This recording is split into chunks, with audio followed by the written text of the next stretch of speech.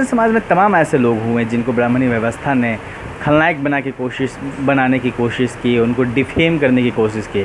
बुद्ध शरण हंस जी का काफ़ी रिसर्च रहा है इन सब मसलों पे और काफ़ी उनका शोध रहा है कि आखिर ऐसा क्यों हुआ। इस कड़ी में हम राहु का नाम ले सकते हैं, राजा बलि का नाम ले सकते हैं, जरासंध का नाम ले सकते हैं। तो हम सर से जानना चाहेंगे कि आखिर क्यों उनको व्यवस्था में नकारात्मक छवि के रूप में पेश किया गया, उसके पीछे क्या साजिश। सर आप बताएं।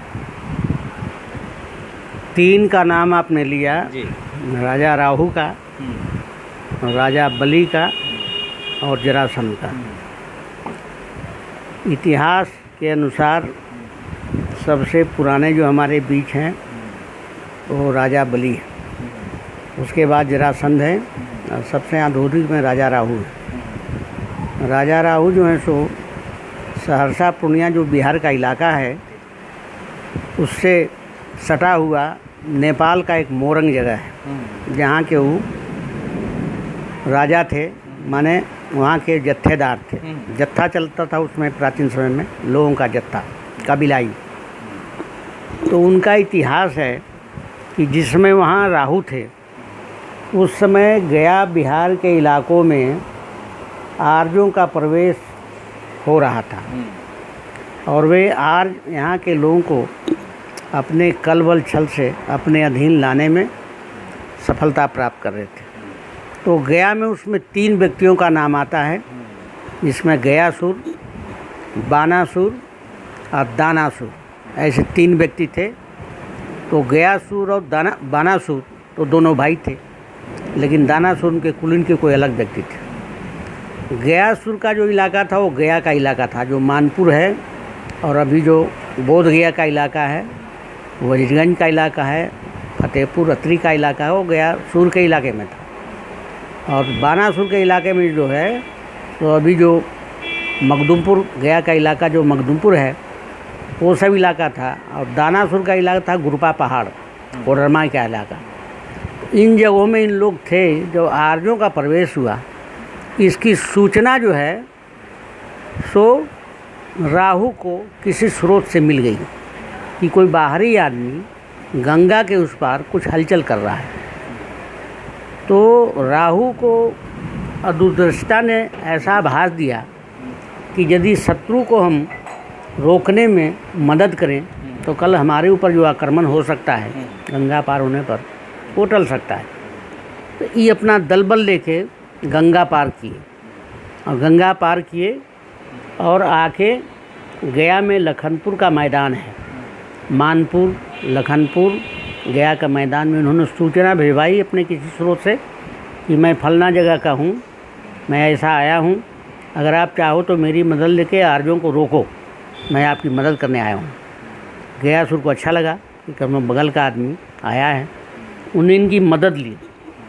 मदद लेने के बाद तीनों मिलके जो चढ़ाई हुई तो उसमें एक व्यक्ति जो सबसे महत्वपूर्ण था, विष्णु, उसकी हत्या करने में राहु सफल हो गया। वो विष्णु उसमें का सेनापति था। तो मैं बता दूं कि विष्णु, ब्रह्मा, इंद्र और नारद को उसमें व्यक्ति नहीं होता था, वो पद था।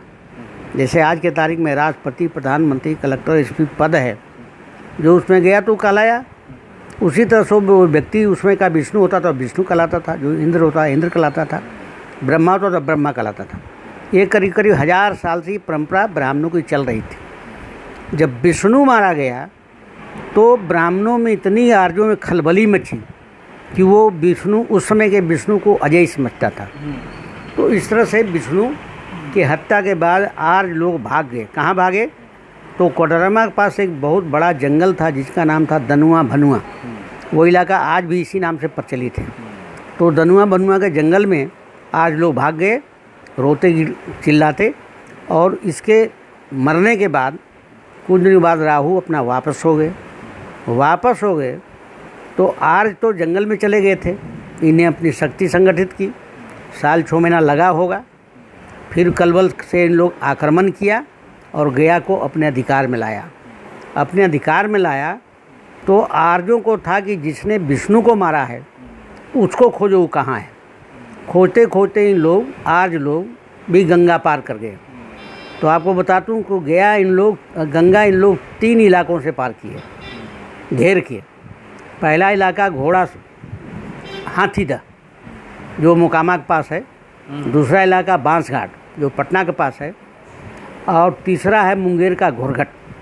ये 3 जगह से आर्यों ने पास किया। ये सब ऐतिहासिक है, घोरघट और दूसरा की हाथीदह और तीसरा की ये पटने का बांसघाट पार किया। तो जाके इसको राहु को मारने में लोग सफल हुए।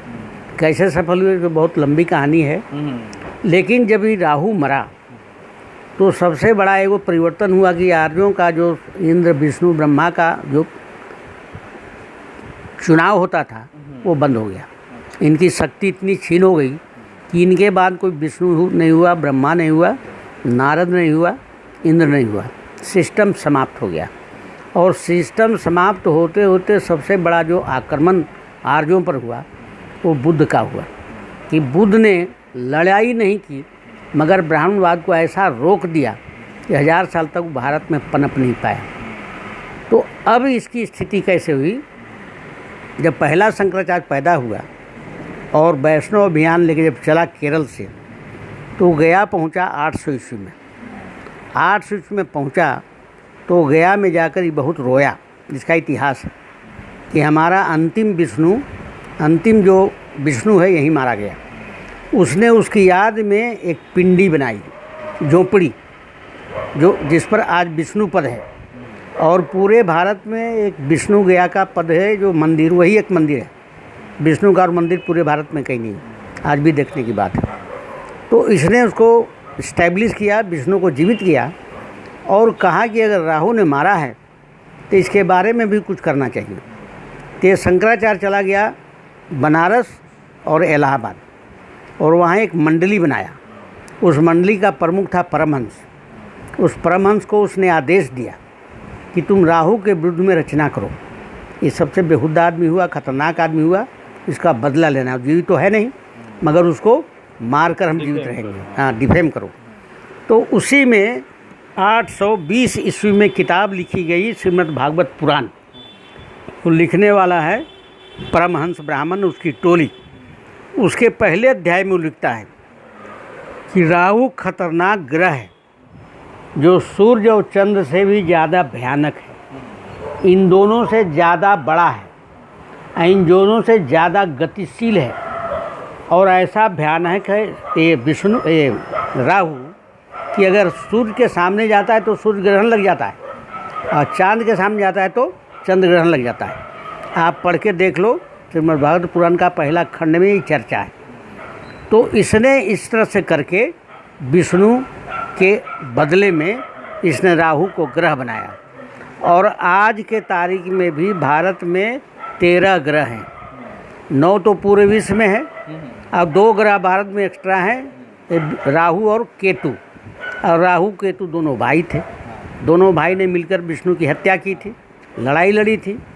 तो आप सोचो कि ब्राह्मण कितना दूर से अपने शत्रु का बदला लेता है।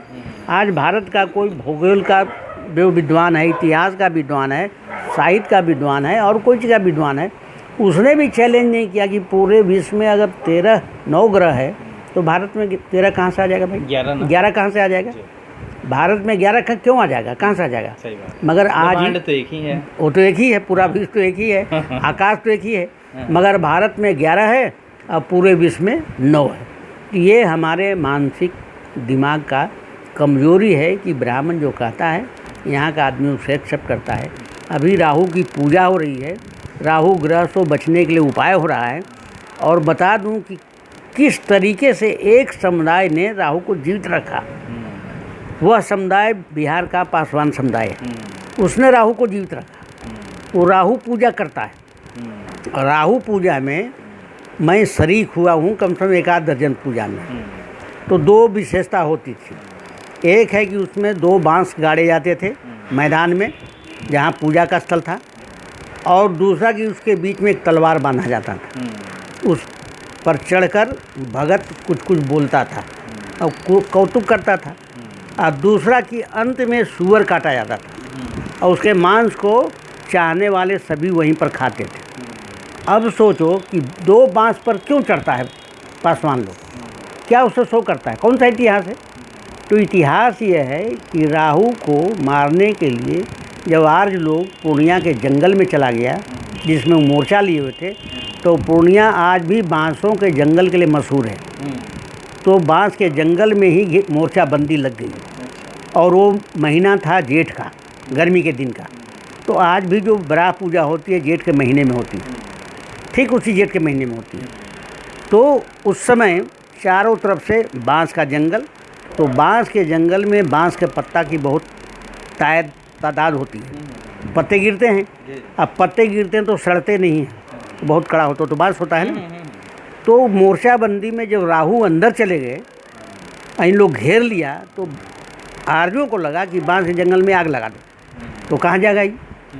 तो आर्यों ने बांस के जंगल में आग लगा दिया। वो मिलों का जंगल था, अब उस जंगल में आग लग गई। जेठ का महीना, सूखा हुआ पत्ता, 2 फीट का ऊंचाई तक पत्ता कहीं कहीं जमा रहता है, तो अब तो सबको जलना था। तो उसको बचाने में राहु की 7 बेटियों ने साथ दिया, जिसका नाम अभी भी इतिहास में जिंदा है। असी, सती, नगी, बसी, आस, हुलास और बतास, ये 7 उनकी बेटियां थीं। असी, सती, हाँ, बसी, नगी, आस, हुलास, बतास। इन लोगों ने पानी लेके वहाँ आया, खीर लेके आया, इन लोग अपने लोगों को खिलाई, तलवार लेके आई, भाला लेके आई, जो हथियार था, मोर्चाबंदी की, खुद भी लड़ी। आज भी बिहार के ग्रामीण लोगों के घरों में 7 बहनों की पूजा होती है। जो आज यही 7 बहनें हैं, यही 7 बहनें, असी, सती, नगी, बसी, आस, हुलास, बतास से जोड़ दिया गया। हाँ, जोड़ दिया। वो तो जोड़ने को तो बराबर जोड़ता रहता है। तो वो जो बांस जब जलने लगा, तो राहु ने आदेश दिया कि बांस पर चढ़कर भागो। तो बांस तो बहुत बड़े होते हैं और कड़े होते हैं, तो आग से बचने के लिए बांस पर चढ़ के लोग भागने लगे। उसकी याद में पासवान लोग बांस गाड़ता है और भगत बांस पर चढ़ता है। उस इतिहास को जिंदा रखा। तो बुद्ध से मात्र 350 वर्ष पहले, ईसा से 913 वर्ष पहले, और आज से 3150 वर्ष पहले ये राहु हुए हैं, जिसको आज भी ब्राह्मण ग्रह के नाम पर अपमानित करता है। जो मूल निवासी है वो अपमानित करता है और इतिहास को डैमेज करता है। समझना चाहिए। तो हमारे लोगों को, बुद्धिजीवियों को समझना चाहिए, कोई कल्चर पैदा हो रहा है, कोई टुटका पैदा हो रहा है, तो सुअर क्यों कटता था। मैंने कई लोग से पूछा, मैं सुअर खाने वाला आदमी हूँ, सुअर खाता हूँ, उसमें भी ब्राह्मण सुअर खाता था, कि भाई सुअर ही क्यों कटता है, ये बकरा बकरी क्यों नहीं कटता है। अब तो चने के दाल पर पूजा होती है, बहुत लोग निरामिष हो गए, तो अब चने के दाल होता है या बकरा कटता है। जब मैंने पुराणों को पढ़ने लगा और जब अवतार को पढ़ा, तो सुअर विष्णु का एक अवतार है, विष्णु का अवतार है। तो पासवान लोग सुअर को काट कर खाता था, कि मतलब उसने ब्राह्मण को काट के खा रहा है। सीधा चुनौती है कि तुम्हारे विष्णु को मैं काट कर खा रहा हूँ। तो विष्णु के नाम पर सुअर को काटना एक समुदाय के लिए बहुत बड़ा चैलेंजिंग स्टेप है। और आज भी सुअर को अवतार मानता है, ग्रंथों में उसको अवतार लिखता है, और महत्वपूर्ण अवतार में से। तो ये कथा है, इसको बहुजनों, बुद्धिजीवियों को समझना चाहिए, इसको लोगों को समझाना चाहिए। और सर, जरासंध और बलि की जो बात कह रहे थे, जरासंध की कथा ऐसी है कि तो मगध के सम्राट थे, और मगध पर आर्यों का आक्रमण हुआ। तो आर्यों का आक्रमण हुआ, तो इसमें मुख्य भूमिका कृष्ण की रही। तो मैं बता दूं, कृष्ण यहाँ 2 हुए।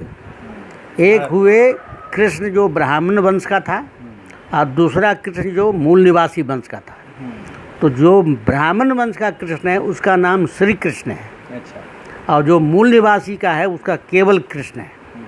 तो जहाँ केवल कृष्ण की चर्चा हो, समझो वो मूल निवासी का आदमी है, और जहाँ श्री कृष्ण की चर्चा हो, समझो वो ब्राह्मण का है। तो चढ़ाई करने आया वो तो आदमी था श्री कृष्ण, गोकुल का। वो तो उत्तर प्रदेश का था, मगर क्षेत्र विस्तार में वो मगध तक आ गया। तो जरासंध को लगा, जो यहाँ का आदमी था, और ये जरासंध जो है सो 12वीं 13वीं शताब्दी के बीच के आदमी है। ईसा से मतलब 1200 वर्ष पहले का, 900 वर्ष पहले के तो राहु हुए, उनसे 200 वर्ष पहले का ये हुए। तो ये आदमी जो है सो सोचा कि हम उसका तो कुछ बिगाड़े नहीं श्री कृष्ण का या और जो आर्यों का उन पर आक्रमण क्यों किया। इसने अपना कल बल लेके इसके ऊपर आक्रमण किया। आक्रमण किया तो आप सोच लो कि यहाँ से वृंदावन की दूरी कम से कम 400 किलोमीटर है जहाँ को पैदा हुआ था। तो 400 किलोमीटर कौन साधन से गया होगा, जरासंध सोचने की बात है। कोई सड़क तो होगी नहीं, आवागमन तो होगा नहीं, तो हाथी से गया होगा, बैल पर भैंसे पर चढ़ के गया होगा। घोड़ा तो यहाँ का कोई रूप रंग का तो था नहीं। तो वहाँ इन्हें जीता, वहाँ पर श्री कृष्ण का पतन हुआ। और पतन ही नहीं हुआ, इनको वहाँ से खदेड़ते हुए वो मथुरा या द्वारका तक ले गया। तो द्वारका की दूरी यहाँ से 1000 किलोमीटर 500 किलोमीटर है, नहीं यहाँ से 3000 किलोमीटर है। पटने से द्वारका की दूरी 3000 किलोमीटर लगभग। हाँ लगभग 150 कम होगा ज़्यादा होगा, इतनी दूरी है। किस साधन से वो आदमी यहाँ से गया होगा लड़ते हुए। तो द्वारका तो समुद्र किनारे है, तो द्वारका में कुछ दिन तक रहा होगा, उसके बाद गया होगा। तुरते तो खदेड़ते गए नहीं होंगे। तब तक वहाँ के जो आर्य लोग हैं कुछ नाव का कुछ फलना का अभ्यास कर लिया। तो नाव के चलते समुद्र के चलते द्वारका में कृष्ण बच पाया। और पानी का अभ्यास जरासंध को नहीं था। ये तो पहाड़ी इलाका के आदमी थे, इनके यहाँ तो केवल पहाड़ था। तो पहाड़ का आदमी पानी का अभ्यास करता नहीं है, तो इनको लौटना पड़ा। तो जरासंध का और कृष्ण का जो युद्ध है वो हमेशा ज़मीन पर हुआ। और हर लड़ाई में कृष्ण और इसके और जो लोग वो हारते रहे, और हारते रहे कहीं टिका नहीं। बाकी कहानी ईसा के 200 वर्ष के बाद जो महाभारत लिखा गया उसमें कल्पना और सच्चाई को जोड़ते घटाते चर्चा हुई। सर आपने दो चीज़ें कही कि कृष्ण दो हुए, एक ब्राह्मण कुल के और एक मूल निवासी कुल के। जो एक यादव समुदाय खुद को जोड़ता है कृष्ण से, यदुवंशी कहता है, वो उसको ज़रा क्लियर करिए आप। जो पहले के कृष्ण थे तो सभी लोगों की तरह वो भी कृषक थे, पशुपालक थे, जो मूल निवासी थे। तो उनको जो जोड़ा गया कि गाय चराना, पेड़ पर चढ़ना या और लोगों के साथ खेती करना। तो आपको पता होगा कि एक बार इंद्र के साथ युद्ध में कृष्ण ने वहाँ के लोगों को बचाया और पहाड़ के किसी पहाड़ को उंगली पर उठाकर वहाँ के लोगों को बचाया। इंद्र वर्षा करने लगा, जैसी कहानी है। तो इसका सच्चाई ये है कि पानी का युद्ध था। जैसे बुद्ध के समय पानी का युद्ध के चलते बुद्ध निर्वासित हो गए, उसी तरह से किसी नदी नाले पोखर का पानी का युद्ध था। उस पानी में आर्यों और वहाँ के मूल निवासियों में जब झगड़ा हुआ तो वो जो कृष्ण था उस समय का श्रेष्ठ व्यक्ति, उसने इंद्र को चुनौती देकर उसको पराजित किया और उस पानी को अपने लोगों को दिया और वहाँ से आर्यों को भागना पड़ा। तो मतलब जो कृष्ण जरासंध से लड़े वो अलग थे और जो उसने उठाया जिन्होंने वो अलग थे। हाँ, दोनों अलग थे, दोनों का काल भी अलग है। अच्छा, लेकिन मगर एक जगह जोड़ दिया गया तो समझ में नहीं आता कि कृष्ण कौन है और श्री कृष्ण कौन है। वो श्री कृष्ण और कृष्ण के काल में 1500 का अंतर है। दोनों एक समय का व्यक्ति नहीं, मगर सच्चाई यही है जी। और सर एक और बलि की बात जो दिखाई जाती है, जो सुनने को मिलती है, वही सच है? इसके उसके पीछे भी कोई दूसरा तथ्य है? नहीं, बलि का अभी आप अगर जाएंगे केरल तो महाबलीपुरम आप जाइए, जिनके नाम पर वो नगर बसा हुआ है महाबलीपुरम। उन्हीं सम्राट के नाम पर वो नगर है और वहाँ कहानी वो अभी जीवित है। ओणम जो त्यौहार होता है वो बलि का प्रशंसा में होता है। और वो त्यौहार इसलिए नहीं होता कि लोग नाचे गाने, वो त्यौहार होता है कि हे बलि तुम जल्दी आओ और हम लोग को बचाओ। ओणम में सारा गाना यही का है कि आप आओ और हम लोग को बचाओ। किससे बचाओ? तो ब्राह्मणों से बचाओ, तो ब्राह्मणों से बचाओ। तो बलि जब यहाँ से एक ब्राह्मण चर्चित जिसका नाम अगस्त है, उसने अभियान चला गया केरल आंध्रा के तरफ।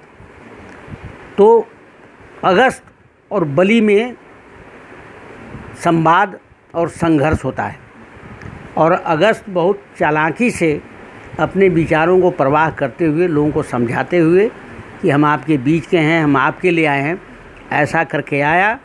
और बलि जिसको कहा किसी विष्णु ने 3 डेग मांगा और धरती आकाश नाप लिया।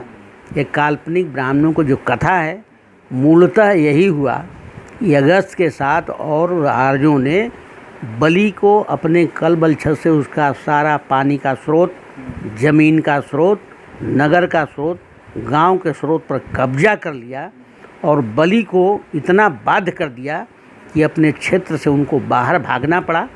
इसी कहानी को ब्राह्मणों ने बनाया है कि विष्णु ने बौना बनकर उसको ठग लिया।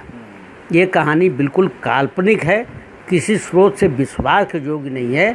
वो क्षेत्रीय युद्ध हुआ है बलि के साथ और अगस्त के साथ। वो अगस्त ही वो विष्णु है, दूसरा कोई विष्णु नहीं है, अगस्त है, जिसने आगे चल के पूरे आर्यों की सेना बना के और वहाँ के लोगों को भी अपने कब्जे में लेके और उसने बलि को पराजित किया और आर्यों का वहाँ बुलंद किया।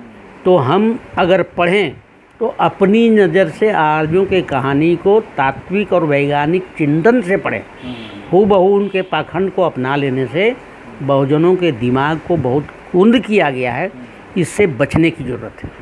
तो ये 3 जो मूल निवासी समाज के नायक हैं उनके बारे में सर ने क्लियर किया, और इतिहास में ऐसे तमाम नायक दबे पड़े हैं जिनको लगातार बुद्ध शरण हंस जी और इन जैसे तमाम लेखक मिलकर निकालने की कोशिश कर रहे हैं, उनको पुनर्स्थापित करने की कोशिश कर रहे हैं। जो परिप्रेक्ष्य है, जो असली घटनाएं हैं, असली उस समय की जो घटनाएं हुई थी उसका जिक्र करते हुए उनको फिर से जो मूल निवासियों के नायक उनको एक स्थापित करने की कोशिश की जा रही है। और ये ऐसा काम है जो लगातार जारी रहेगा, अभी हो रहा है, आने वाले समय में भी इसको करना पड़ेगा। पटना में अपने सहयोगी सुशील कुमार के साथ मैं अशोक दास, दलित दस्तक।